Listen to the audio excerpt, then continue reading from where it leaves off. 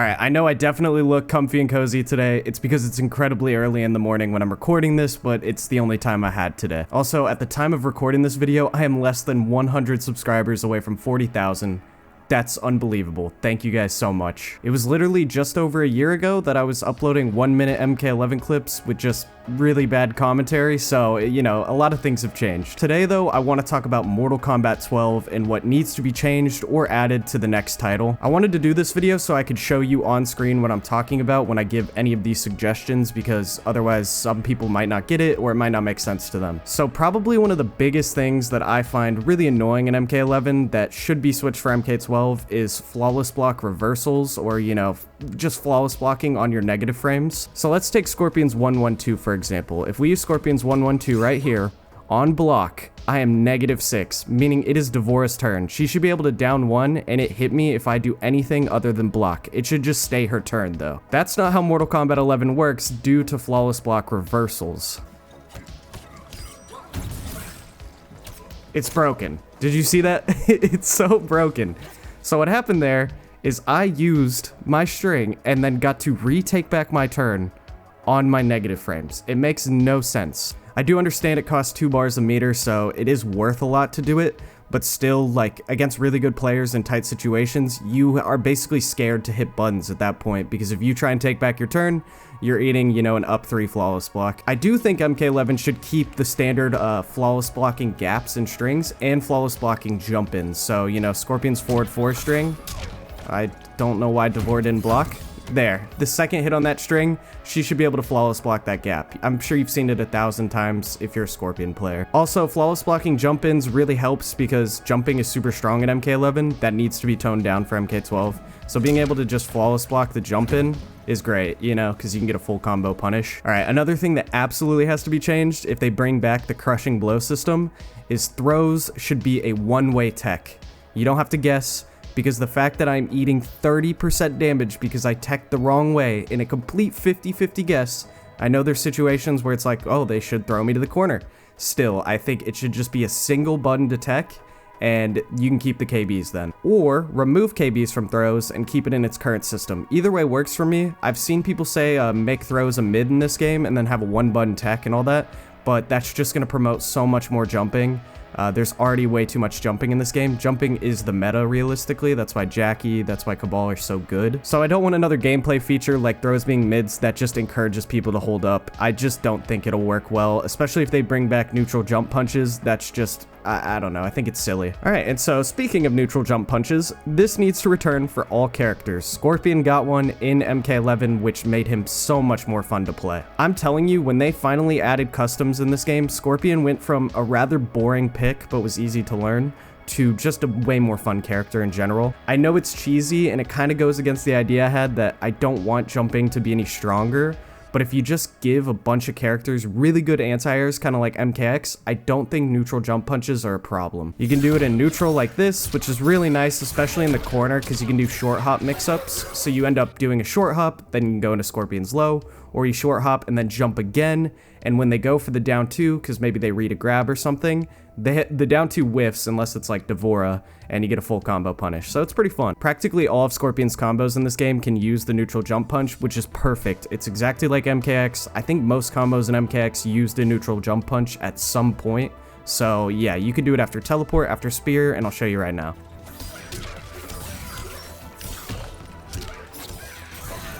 Huge. That's like 40%, and I didn't even have to have amplified spear. You can also do it after spear. I mean, it's not as good, and it's definitely harder to time because you get short hops a lot, but, you know, you can go like this. Not too much damage, but still, just super stylish, and if you don't have the spear KB, you are actually getting way more damage because you do that, because I think normally, without the neutral jump punch, this is only going to do, like, what is it? 20%, 24, 23. So yeah, like 3 or 4% less damage. All right, my next request for MK12 is going to be something that I'm sure I'll get a lot of comments about, no matter how you feel about it, you know? I really like dash blocking. I'm just gonna say it. I think if you play a base roster character like me, you actually like dash blocking less, even though that doesn't make sense because I'm a Scorpion main. And that's because just all the standard characters have really slow dashes, like, You can't really wave dash with Scorpion well. It's really goofy to watch somebody who's wave dashing properly with Scorpion, because he doesn't actually move that much faster, if faster at all. I just like this system a lot. Like, I can keep control of my character, and you have time to play neutral. I know MK11 wasn't entirely this neutral heavy game that they, you know, advertised, but it is still nice. I didn't really love MKX running up into your face and going for a 50-50 over and over again. I always make the joke, mash KX or mix KX, you can call it either game, and it's mostly just a joke. I loved playing Melina in the game, but it just is funny that, you know, the run button, I believe, is probably the most contentious point for MK12 right now. I think if you play a DLC character in this game though, you love dash blocking, because all the DLC characters got way better movement than the base roster. If there was one overhaul I think they should have done to MK11 to make it more fun for all, is update all the characters' movement. Faster movement clearly was the more fun style of play, and it was that good in between, like from running and dash blocking. So I kind of want to loop back around to throws, because Duck OS is a hot topic as well. If you don't know what Duck OS is, that's kind of what micro ducking is. It's different, but it goes along the same principle. You're making highs whiff so you can punish. It's such an easy punish. So I was -6, as we talked about earlier on that string, and because Devorah tried to reversal grab, I got a 42% combo. You see, you don't even need the KB. You can literally just micro duck really quick and get a full combo punish. It's rather simple. I still just think, while micro ducking is good and duck OSing can make the game like throws almost non-usable at the highest level, I still think jumping is just too good in this game. I think adding more reason to jump would only make the game more annoying. I feel like micro ducking isn't annoying at mid-level play, so that's perfectly fine. So most players playing online don't even deal with the headache of somebody duck OSing or micro ducking them. I think every player from any skill level is going to feel if everybody is just holding up, worried about a mid throw. So a lot of people always ask, what are my opinions on fatal blows? And I actually see why they're in the game and they're necessary. Supers give casual players like a great comeback mechanic. It makes the game more fun for a casual level if you're just playing with friends, so I completely understand why it's in the game. Supers will come back in some shape or form. That is clearly obvious. Mortal Kombat 12 will either have an X-ray system or a fatal blow system. I just think that fatal blows could be changed. I think they should be like -100 on block, so they're always punishable and you can only use it once per round, meaning you can only even attempt it once per round. That would incentivize players to use them in combos, and you wouldn't just get hit by random fatal blows, you know, because if you were to block it, you're gonna eat like 35% damage, and then after taking that 35% damage, you've lost your comeback button for that round. So yeah, it would just all around kind of solve the issue and still allow them to be in the game in some way.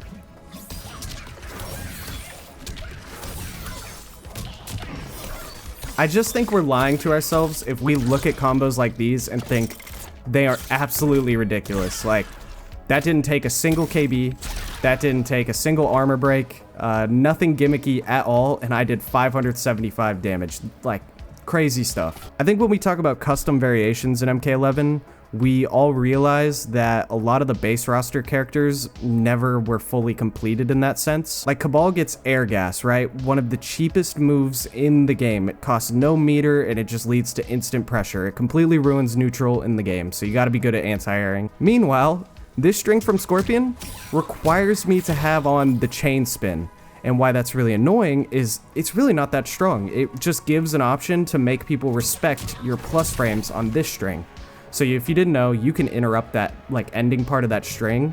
But if Scorpion goes into this, you're gonna get hit. So it's great, and it's -1 on block. I just don't get why this move and this move have to be equipped together. They should have just unlocked both moves to be used individually. So customs was kind of a blunder in that sense. Like, it just, I don't know. The base roster didn't get the love they deserved, and I feel like that's where there's a lot of contention, because if you play a base roster character, a lot of times, you know, you're witnessing Fujins and other, you know, characters like Spawn equipping crazy moves all together. I know some people want combo routes back for MKX, and I agree.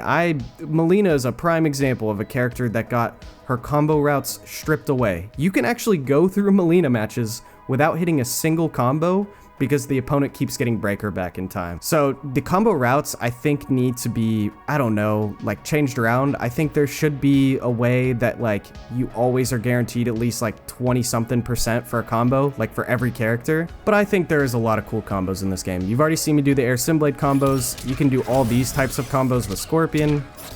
Like there is a bunch of routes I can take here. And that's just bread and butter, because like then instead of that, I can do the double forward 3 variation. I dropped it, but do it right here.